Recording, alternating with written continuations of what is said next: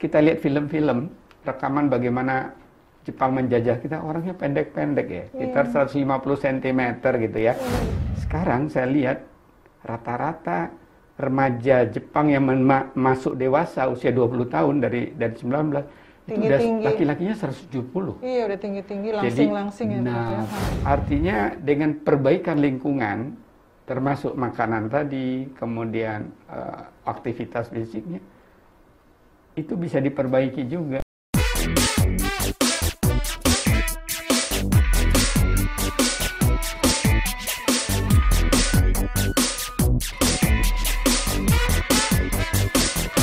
Hai Healthies, Kementerian Kesehatan Podcast kembali hadir menemani Anda, dan yang pasti saya Wiwit masih ada sama Anda. Di episode kali ini kita akan mengupas asik terkait dengan gizi, dan langsung ada pakar gizi yang sudah menemani saya. Ya, berbicara mengenai gizi tidak lepas dari istilah ada stunting dan juga ada obesitas.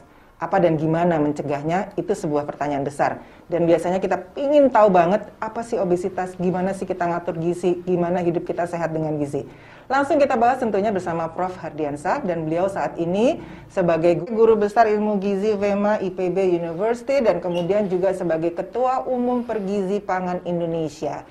Dan kita sapa, kita ngobrol Prof yang hari ini ceria dengan baju merahnya, dan juga Prof hari ini betul-betul semangat. Saya jadi juga ikut semangat menemani Prof. Selamat pagi Prof Hardiansah. Pagi, senang banget. Prof. Alhamdulillah, Dok Wit. Gimana Dok Wit? Alhamdulillah juga sehat.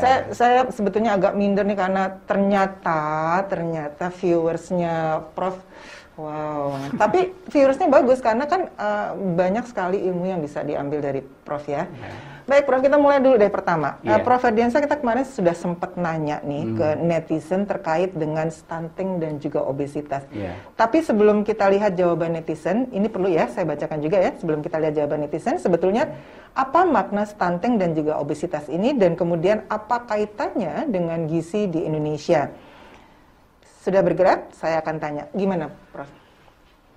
Ya, betul ya, dari data-data Kementerian Kesehatan yang amat kita percaya, masalah itu memang ada. Dan kita juga bersyukur makin hari masalah stuntingnya makin sedikit. Bahkan saya juga bersyukur itu luar biasa ya, kemarin data obesitas pada anak balita juga menurun. Alhamdulillah ya, Prof. Tapi pada orang dewasa dan remaja meningkat, agak sedih juga saya itu. Ada alasannya Prof, kenapa meningkat? Ya, kelihatannya pandemi ini kan banyak orang dewasa juga di rumah yang tadinya sibuk bekerja ke sana kemari. Oh iya, tidak bergerak. Saya aja selama pandemi belum pernah keluar kota kecuali ke Jakarta. Biasanya hampir setiap hari ke sana kemari, naik pesawat, jalan juga dan lain sebagainya. Jadi mungkin itu salah satunya ya. Kemudian ya, ketika teman-teman mengalami pandemi, umumnya kan juga di samping rajin masak di rumah, gampang order gitu ya. Rajin pesen juga. Biasanya gurih-gurih itu ya banyak manisnya, banyak lemaknya gitu ya. Tapi itu yang enak. Iya. Banyak yang kalau saya boleh katakan, orang kalau ini makanan sehat, nggak suka makanan sehat, gitu kan. Makanan sehat kan biasanya suka plain gitu kan, nggak berasa. Jadi tadi Prof mengatakan bahwa bisa obesitas itu di masa pandemi ini udah 2 tahun lebih loh Prof. Kita masuk tahun ketiga gitu kan. Tapi saya lihat juga sudah mulai sekarang ada kreativitas mengembangkan aerobik online. Jadi meskipun tadi misalnya asupannya agak banyak, tapi kelihatannya sudah mulai nih bergerak, dan beberapa fitness center sudah mulai buka dengan protokol kesehatan saya lihat. Tapi yang online ini saya melihat kreativitas baru. Jadi orang ngikuti dari rumah. Pakai laptop. Iya, pakai laptop ikut aerobik. Pakai HP, pakai laptop. Ya, tapi mungkin ya golongan menengah ke atas lah ya. Mungkin yang nggak bisa akses seperti itu masih barangkali harus. Tapi mereka udah mulai beraktivitas. Saya ke Jakarta rame sudah di jalannya, orang nyebrang juga rame gitu. Betul. Tapi Prof, kalau kembali lagi ke aktivitas yang lewat online, kadang-kadang kita sih seneng, wih olahraga keren. Tapi buat kita ngikutin mulainya tuh suka males karena nggak ada temennya. Ya kan biasanya gitu ya Prof. Jadi dikumpulin tuh videonya, dikumpulin aja, diikutin enggak gitu. Ya kadang-kadang memang ada juga yang diposting hanya momen tertentu padahal nggak melakukan selanjutnya ya. Tapi ya kita anggap itu bagian dari upaya kebahagiaan. Kebahagiaan juga bagian dari upaya mengelola kesehatan kan ya. Iya betul. Nah, Saya kira nanti kita dalami bagaimana sebaiknya saudara-saudara kita yang mengalami kegemukan supaya bisa turut mengendalikan baik itu oleh diri sendiri maupun dukungan dari pasangannya, dari keluarga, dari masyarakat nanti kita Pak. Betul, siap. Jadi kita mau bahas stunting dan obesitas. Ya.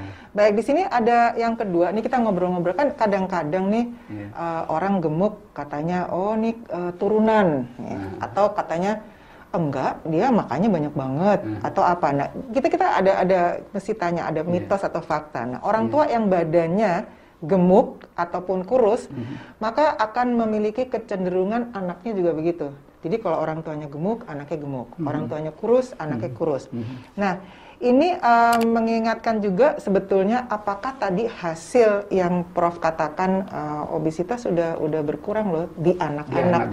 Tapi justru di orang tuanya ini. Nah, gimana Prof? Menurut Prof apakah betul itu mitos atau fakta kalau orang tuanya gemuk-gemuk, anaknya orang tuanya kurus-kurus?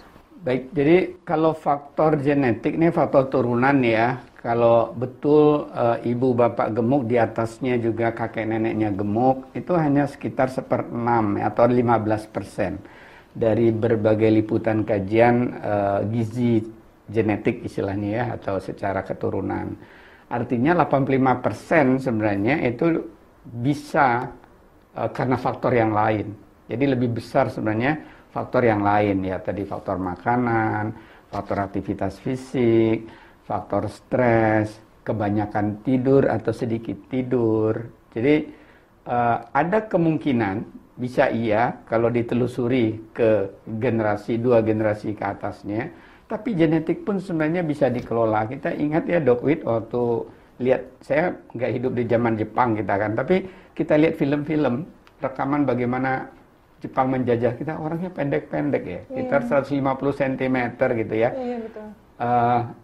Ayah saya juga bilang, dia sempat hidup di Jepang itu pendek-pendek katanya. Nah, sekarang saya lihat rata-rata remaja Jepang yang masuk dewasa usia 20 tahun dari 19, itu udah laki-lakinya 170. Iya, udah tinggi-tinggi, langsing-langsing ya. Nah, perempuannya juga 160-an. Jadi artinya dengan perbaikan lingkungan, termasuk makanan tadi, kemudian aktivitas fisiknya, itu bisa diperbaiki juga. Yang orang bilang itu Jepang itu pendek-pendek, tapi ternyata potensi untuk dia bisa diperbaiki juga ada antar generasi. Pendek-pendek itu bisa kalau ngikutin ceritanya katanya memang nggak boleh ini, nggak boleh itu, nggak boleh apa. Sementara kan yang sekarang jadi itu kan keterbukaan kembali lagi. Bener nggak, Prof? Kan gitu dulu kalau saya dengar sih. Iya, artinya sama dengan kalau kita balik ke Eropa pada masanya krisis ya. Krisis ekonomi, krisis pangan itu menyebabkan orang-orang lahir saat itu juga banyak pendek. Tapi artinya genetik mereka sebenarnya potensinya bisa. Jadi nah, Jepang ini kita nggak tahu kalau dilihat dari ininya kan Jepang, China, Korea ini mungkin kelihatannya satu grup ras ya, yang memang nggak tinggi-tinggi amat, tapi nyatanya termasuk Korea juga sekarang tinggi-tinggi, langsing-langsing lagi, banyak diminati oleh generasi muda kita ya. Sayang kita udah generasi tua ya, Prof. Ya, Dok Wis sih masih muda sih. Wow, aduh, senangnya saya keluar dari sini langsung teriak loh gitu. Amin. Ya Dok, gimana sih sebenarnya pencegahan anak kita biar kita kan kali ngobrolin stunting dan obesitas, ini yang satu. Kalau stunting tuh bahasa Indonesianya sebenarnya apa sih, Prof? Ya sederhananya sebenarnya pendek, tapi pendek itu karena adanya suatu gangguan. Bukan kerdil kan, lain lagi kan? Lain lagi ya. Soalnya ada yang mengatakan stunting sama dengan kerdil. Iya. Gitu. Tapi kita dari sisi kesehatan, terutama bagaimana standar yang dikembangkan antropometri di Kementerian Kesehatan, kita sebut stunting. Jadi bukan kerdil. Karena ini bukan secara genetik, tapi karena gangguan pertumbuhan akibat terganggunya pemenuhan kebutuhan makanan atau gizi, dan ada gangguan kesehatan, terutama bisa karena sanitasi yang masih buruk gitu ya. Dan berjalan dalam waktu yang lama. Mekanismenya biasanya itu berat badan dulu yang berturun. Oh gitu. Ya, Ketika berat badan turun, zat gizi semakin kurang berbulan-bulan, maka mulai pertumbuhan panjang atau tingginya melambat ya. Iya, berkurang melambat ya. Nah, ini sebetulnya untuk stunting dan obesitas ini baik nih, Prof, buat anak remaja kita nih, anak muda nih di sekeliling kita nih semua anak-anak muda, Prof. Ada beberapa yang belum menikah, gitu ya. Yang sudah menikah boleh sih kalau mau pingin punya anak lagi, belajar dari Prof saat ini. Gimana sih Prof cara supaya mereka kan mau memulai sebuah keluarga, bagaimana nanti mereka akan melahirkan anak-anak yang sehat, yang pertumbuhannya bagus, tidak bisa dikatakan stunting dan juga tidak obesitas. Apa yang harus dibekali dari mereka ini? Ya, pertama memang introspeksi diri atau istilah sederhananya memahami tentang kondisi gizi dan kesehatan. Kalau kita sebut kita calon pengantin ya, kalau akan berkeluarga. Betul. Kalau sudah jadi pengantin berarti calon ibu hamil ya. Berarti perlu mawas diri apakah saya sebagai bapak atau sebagai istri, ibu memiliki kondisi gizi dan kesehatan yang baik. Sederhananya misalnya, kalau gampang pucet tampak wajahnya, gampang letih, gampang lesu, ada kemungkinan nih gejala kurang darah kata masyarakat atau anemi bahasa kesehatannya gitu ya. Kalau dilihat dari postur tubuh ya, kurus banget atau dalam bahasa kita kesehatan disebut kurang energi kronik. Kurus banget. Kurus banget itu dicari loh. Iya. Biar enak pakai bajunya. Nah, itu ada batasnya tuh antara kurus tidak sehat sama kurus sehat gitu ya. Nah, jadi kalau nonton film Korea nih, Doc Wit nih kayaknya sering ya. Ya, abis kurus-kurus. Kita yang udah tua-tua, buset kurus banget ya. Akhirnya kita menyenangkan diri sendiri pernah kurus. Gitu, Prof. Lanjut terus, Prof. Ya, jadi persiapannya bisa, dari sebelum menikah ya? Iya, betul. Jadi sebelum menikah tadi, kalau kita nggak mampu introspeksi diri, mengetahui kondisi kita baik apa enggak, ya bagusnya konsultasi. Kalau yang dekat dengan posyandu, ada kader posyandu. Kalau kader posyandunya belum bisa membantu, ada bidan di desa atau bidan. Lebih keren lagi barangkali di daerah perkotaan, ya mungkin langsung ke dokter gitu fasilitas pelayanan kesehatan. Betul. Entah itu di puskesmas atau di dokter praktek, di rumah sakit. Untuk mengetahui apakah tadi kurang darah apa enggak sih, atau anemi tadi. Sehat untuk hamil atau tidak? Sehat untuk hamil apa tidak. Ya, kemudian dari kondisi kesehatannya. Betul. Nah, kalau sudah tadi introspeksi diri atau diberitahu dari tenaga kesehatan, baru dirancang, oh ternyata saya normal. Nah, berarti tinggal bagaimana mempertahankan ya kondisi normal tadi. Oh ternyata saya kurus banget. Jadi sederhananya kan tuh berat badan dalam kilogram itu kan yang dibagi dengan tinggi badan dikali tinggi badan dalam meter ya. Jadi kalau biasanya katakanlah tinggi 160 cm berarti dimeterin 1,6. Terus berat misalnya 50 kg. Wah, asik tuh. Loh, bener kan? Iya, 50 kali 50 ya itu di kurus tapi masih sehat. Iya, bener kan? Nah, iya. 25. Jadi misalnya hitung ideal gimana, Dok? Hitung ideal tadi. Ya sebenarnya ada kurva, ada juga cakram di aplikasi banyak sekarang ya. Jadi kalau Healthis mau lihat salah satunya cek status gizi ya, linisehat.com situ ada, free itu. Banyak sekarang dikembangkan. Kalau teman-teman punya gadget, punya HP atau punya laptop, gampang. Jadi tadi 1,6 kali 1,6 dibagi dengan tadi 0,5 kali 0,5. 1,6 per 0,5. Ya, sekitar. Ayo coba mulai diperiksa, 20. buka HP ya, buka HP. Sekarang diperiksa kira-kira oke enggak gitu kan? Iya. Ya enggak, ya bisa saya kasih tahu nih, soalnya ada yang sedikit agak lebih lebar di sini. Ada banyak aplikasi deh, teman-teman Healthis semua bisa. Kalaupun enggak, ya bisa juga di googling rumus yang tadi. Itu rumus ideal ya? Iya, kalau dia berada di antara 18,5, hasilnya sampai 25,0, itu dianggap normal. Ya kadang-kadang sih ada 20 nggak apa-apa kan, masih kurus sehat. 19 masih kurus sehat. Nah, itu kemudian kalau tentang apakah ada gangguan penyakit atau ada Konsultasi. ya konsultasi aja ke dokter tenaga kesehatan. Nah, jadi teman-teman yang muda di sini yang masih kepingin yang udah punya putra tapi pengen putra lagi dan putranya akan lebih baik lagi. Biasanya kan kalau orang tua, aduh mudah-mudahan anaknya ini terus jadi orang yang pinter, jadi yang apa. Saya rasa tadi anjuran-anjuran Prof Har tuh banyak banget manfaatnya. Persiapkan diri sebelum hamil ya Prof ya. Nggak cuma dari ibunya aja loh, dari si bapaknya kan juga ya Prof ya. Betul gitu, sip lah. Itu dalam teori teman-teman Objin, sejawat Objin kan itu perlu waktu 75 hari mempersiapkan kualitas sel telur tadi bagi calon ibu hamil. Berarti paling nggak 3 bulan sebelum keinginan hamil itu status gizi kesehatannya sudah baik sehingga sel telur ovumnya tadi jadi berkualitas begitu. Oh betul. Jadi bukan besok mau menikah, besok mau hamil kemudian hari ini siap-siap, nggak cukup dia. Iya, jadi itu instan perlu 3 bulan sebelumnya. Oh iya, ada hamil instan ya. Ya kalau tadi terkait stunting, sekarang kita bahas obesitas dok. Prof, gaya hidup yang serba instan saat ini bikin anak muda tuh kita lihat memang menjadi lebih banyak yang obesitas ya. Tapi memang enak sih, tinggal telepon, kepingin apa aja, makanannya enak, junk food itu benar-benar. Toto nyampe ya. Toto nyampe, nggak perlu gerak, nggak perlu apa. Uangnya juga cuma dibayar ya kan, kita nggak perlu keluar gitu kan. Nah, itu gimana sih Prof memandang ini dan tips apa sih buat si healthies ini nanti di tengah begitu godaan yang Prof jujur aja loh kalau buka nih saya juga ya Allah enak banget ya, banget terus gampang banget mestinya. Gimana Prof? Ya pertama perkembangan iptek itu nggak semua bisa kita atasi ya karena seperti digitalisasi itu udah seharusnya memang terjadi demikian.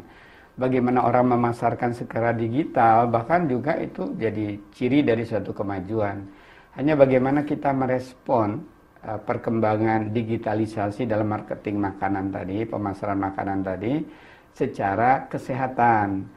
Jadi katakanlah misalnya, waduh saya lihat nih ada ayam goreng, kayaknya enak deh, ada sambal sekitarnya, sambalnya juga ada pilihan. Nah, kalau memang saatnya memang kita membutuhkan protein dari ayam, tinggal itu kan belum ada seratnya. Nah, cari lagi, ada nggak sayur?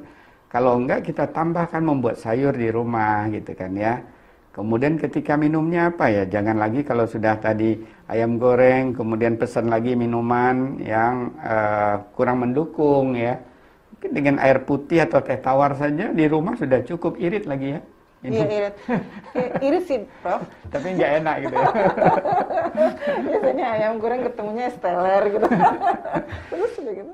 Ya nggak apa-apa. Jadi mungkin sekali-sekali kita buat estellernya di rumah sehingga gulanya nggak bisa kita batasi. Kalau kita serahkan, tapi nggak tahu, once upon the time mungkin juga ada layanan gula pilih setengah sendok, 1 sendok, mungkin once upon the time akan ada gitu. Kan sekarang juga banyak layanan yang makanan sehat, Prof. Ya, ada, kan? betul ada. Ya, sehat. Betul. Ya, jadi termasuk salad sekarang udah ada ya. Iya. Salad itu mohon maaf betul nggak sih kalau misalnya sebaiknya kita makan salad pakai minyak aja gitu maksudnya olive oil whatever itulah. Itu soalnya kalau pakai bumbu sama aja misalnya. Itu apakah betul ya? Gizinya gimana? Ya, lagi-lagi kan tidak hanya soal jenis nih, soal jumlah ya. Jadi kalau misalnya tadi dressingnya sampai 5 sendok, ya itu jadi kalorinya bisa 200 kalori gitu ya. Tapi kalau dressingnya, nah itu tadi, kalau ketika di drop dressingnya terpisah kan kita bisa nggak dimakan semua. Kalau dressingnya tadi dressing yang memang berlemak tinggi ya, tapi ada juga dressingnya hanya sekedar 1-2 sendok seperti olive oil ya, yang itu sebenarnya minyak bagus gitu ya. Jadi Thousand Island lah salah satunya ya, itu kan memang banyak jenuh dan kemungkinan ada lemak, transfer lemak yang tidak diinginkan untuk hidup sehat. Pokoknya kalau kita makan kita harus selalu ingat GGL ya. Nah, itu dia nginget membatasi gula, garam, lemak. Ingat GGL-nya tuh kalau makanannya udah enak, udah lupa judulnya. Gimana jadi susah? Iya, kalau tadi jumlahnya sedikit dibatasi. Nah, karena itu kan sering di dalam gizi seimbang kita juga batasi Iya. asupan gula, garam dan lemak. Bukan dilarang gitu ya, karena garam juga kita butuhkan kan, tapi dalam jumlah tertentu saja gitu ya. Mungkin 1 sendok teh itu maksimal. Pokoknya ada rasa-rasa lah. Ya. Gitu. Harus pinter-pinter ya, Prof. Sama sebenarnya kita boleh apa aja asal kita bisa batasi dan kemudian dan olahraga. diragamkan plus olahraga. Olahraga. Betul, Dok. Iya, tadi kan jadi Prof barusan ngobrolin tentang pedoman gizi seimbang. Gimana sih kalau kita makan kita harus lihat, oh ini garamnya, gulanya, lemaknya, apanya. Walaupun kadang-kadang kita melupakan unsur itu banget, Prof. Ya, Kalau lagi udah enak. tergoda ya oleh Iya, makanan. gitu ya. Jadi dari pencegahan stunting dan obesitas kita semua nih sempet tanya juga nih, Prof, sama netizen terkait udah tahu belum nih ada. Jadi gizi itu kan Prof tadi menjelaskan kepada kita tentang gizi, ada pilar-pilarnya tuh, ada yang seimbang, kemudian ada berapa pedomannya, itu boleh dijelasin nggak, Prof? Ya, jadi gizi seimbang itu kan ada berupa visualisasi gambar. Ya, gambar itu ada 2 macam.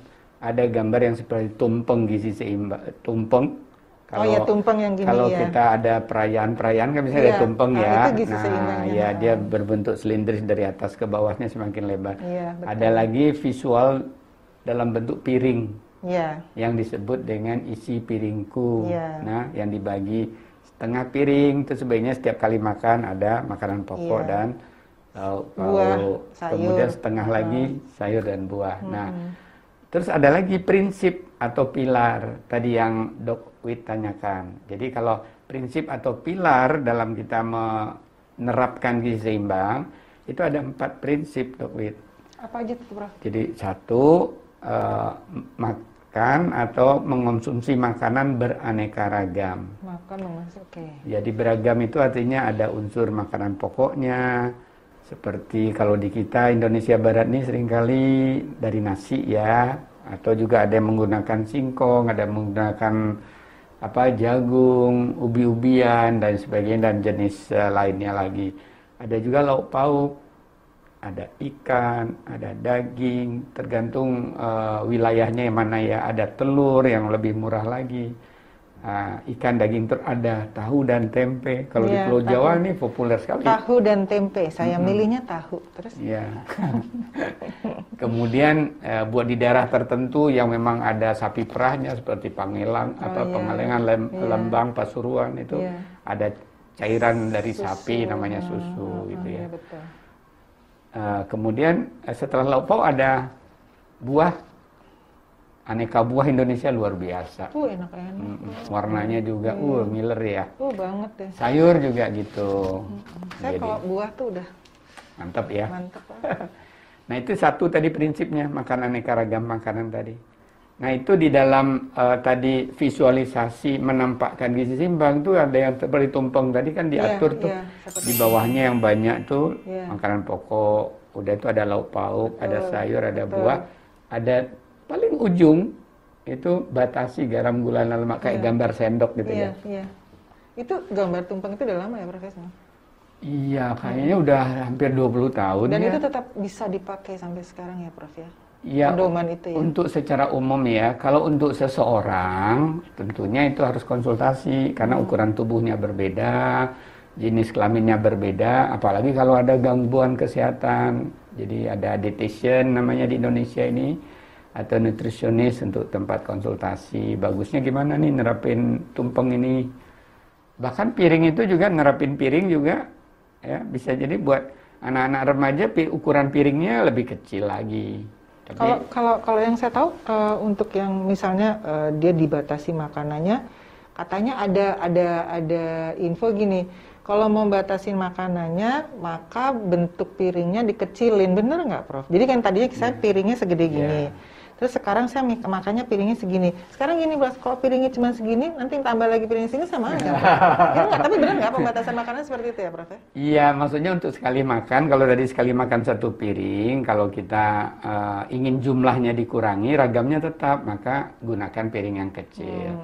Kalaupun piringnya cuma satu-satunya, ya isinya aja di kuantitasnya atau jumlahnya disedikitkan gitu kan. Nah, sekarang apakah makan cepat dan makan lambat itu pengunyahan cepat dan pengunyahan lambat itu mempengaruhi, Prof? Iya, jadi ini psikologi gizi jadinya ya yang saya pelajari. Makanya muncul ada pernah dengar nggak mindful eating? Iya.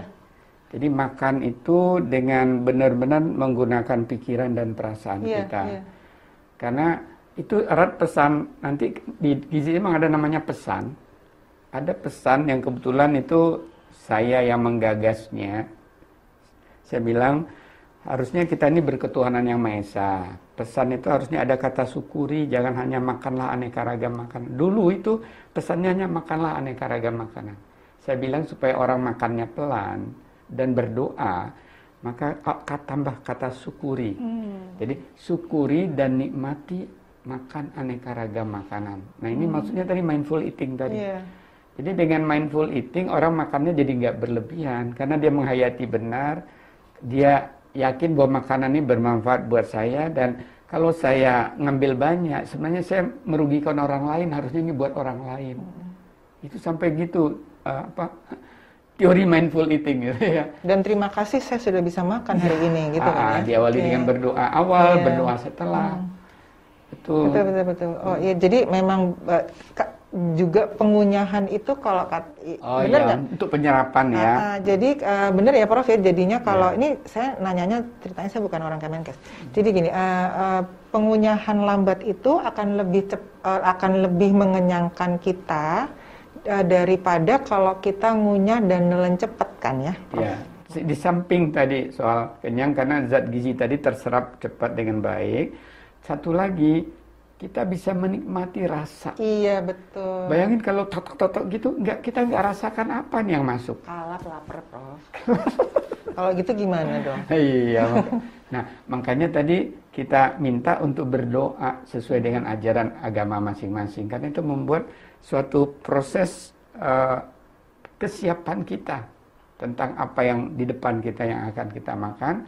Dan tadi mensyukuri berarti kita minta nanti ada lagi makanan sehat lagi, ada lagi makanan. Alhamdulillah udah bisa makan sehat hari ini dan sehat ya, Prof. Ya, jadi tadi kan yang sampai lupa saya aneka ragam, kemudian jaga kebersihan. Betul, jaga kebersihan. Kebersihan diri juga kebersihan makanan yang dari yang aman ya. Kemudian 3, lakukan aktivitas fisik. Itu tadi bisa yang teratur terstruktur jadi olahraga. Tapi paling enggak sehari. Iya, betul. Kalau bisa menggerakkan organ-organ besar kita ya, kaki, tangan. Nah, terakhir memantau dan menjaga berat badan normal. Itu rasanya kok gini ya, Prof. Kalau saya lihat-lihat timbangannya tuh anteng, pelan-pelan terus langsung ke kanan, gimana? Mantaunya kenapa ini angka jadi anteng ke kanan terus? Kadang-kadang ada teman saya tuh jadi takut nimbang jadinya. Ih bener.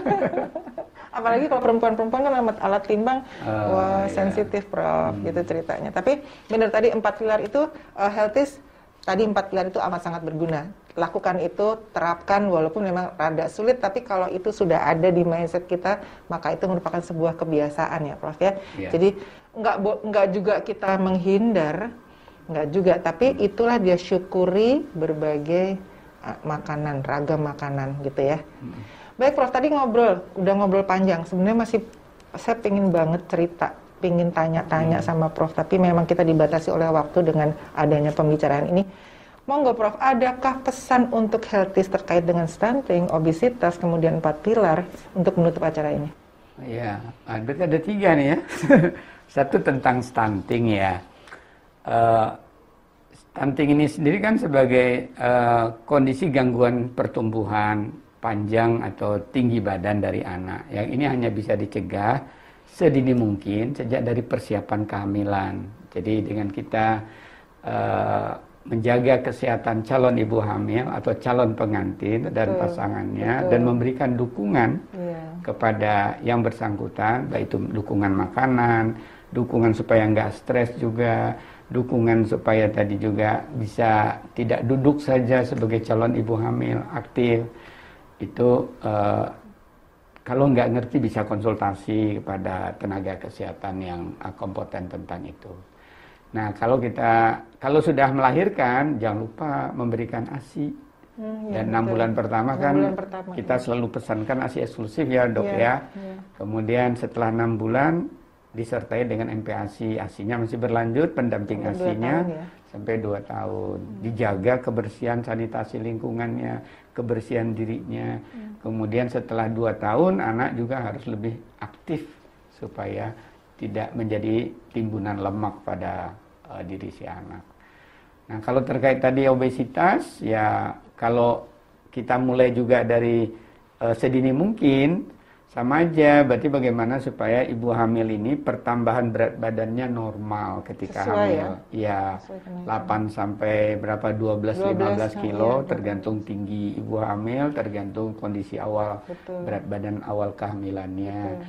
Kemudian kalau kita bisa cegah stunting, tinggal kita baca jangan sampai gemuk tadi ya, jangan makannya berlebihan, terutama dari sumber-sumber makanan yang amat manis, yang Banyak juga lemak. berlemak, ya perbanyaklah makan, memperkenalkan sayur, kalau buah sesuai dengan caranya. Kalau anak masih belum bisa tadi langsung makan buah, disiapin jusnya jus yang berserat gitu ya, enggak airnya doang. Ya, siap-siap.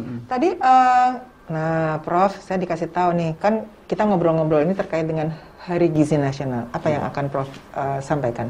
Ya kalau nggak salah Hari Gizi ini yang ke-62 dan temanya juga kan aksi bersama cegah stunting dan obesitas Ya, ya. aksi bersama Jadi cegah rasanya stunting. tadi kita sudah menyampaikan bagaimana tadi cegah stunting, kemudian cegah obesitas, satu lagi terutama nih yang meningkatkan buat dewasa, tadi belum sempat kita banyak bahas ya.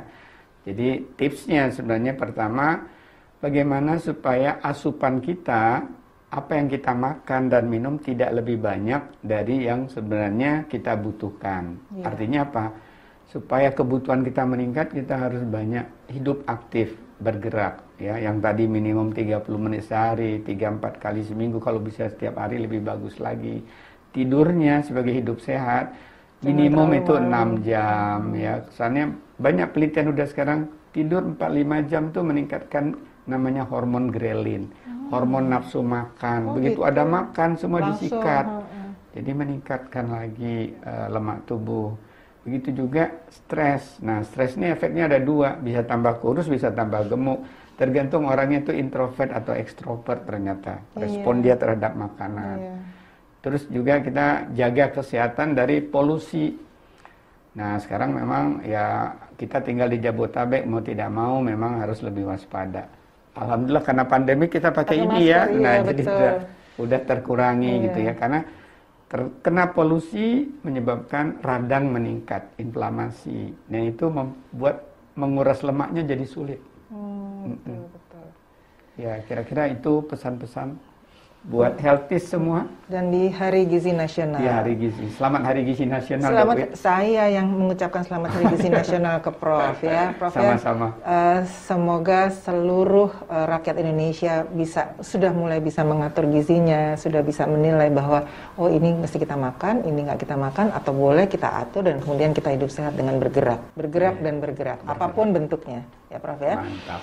Ya, mantap. Terima kasih Prof sudah meluangkan waktunya buat berbincang di kesempatan hari ini. Sehat selalu dan jangan bosan-bosan kalau ada kapan-kapan kita kepingin lagi ngobrol sama Prof ya. Boleh, Ya, siap. Baik, untuk healthies yang ingin mendapatkan informasi lebih lanjut mengenai kesehatan dapat menghubungi Halo Kemenkes di 1500567 atau websitenya di sehatnegriku.kemkes.go.id, mention ke Twitter @kemenkesri atau dengarkan radiokesehatan.kemkes.go.id. Dan jangan lupa juga buat subscribe YouTube kami Kementerian Kesehatan RI dan nyalakan lonceng tingtong untuk jadi yang pertama di episode terbaru kami. Baik, ikuti terus Kemenkes, Kementerian Kesehatan Podcast, episode selanjutnya, dan salam sehat untuk kita semua. Terima kasih banyak Prof. Sama-sama, Selamat Hari Dok Gizi Nasional, Wins. sehat selalu.